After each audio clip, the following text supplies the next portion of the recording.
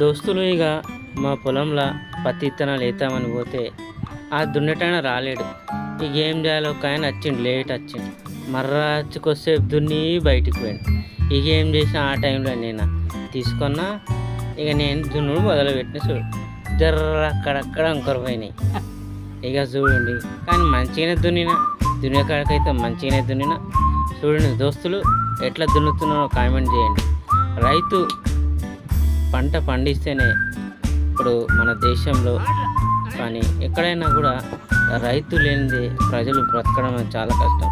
చూడండి, రైతు పడే కష్టాలు ఏ విధంగా ఉంటాయో ఒకసారి ఈ వీడియో పూర్తిగా చూడండి. ఎద్దులు ఎంత కష్టపడుతున్నాయో ఒకసారి మీరే చూడండి. ఆ ఎద్దులతో దున్నడం అనేది చిన్న విషయం కాదు నిజంగా.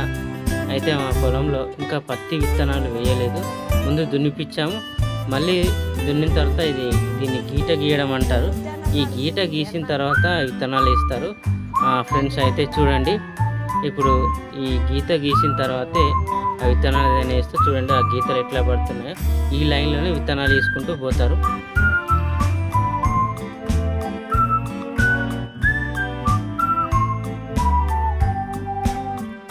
దున్నిన తర్వాత దీన్ని గీట గీయడం అంటారు. ఈ గీట గీసిన తర్వాత విత్తనాలు వేస్తారు. దోస్తులు, ఇక వీడియో నచ్చినట్లయితే లైక్ కొట్టిరి, సబ్స్క్రైబ్ చేయరు మరి.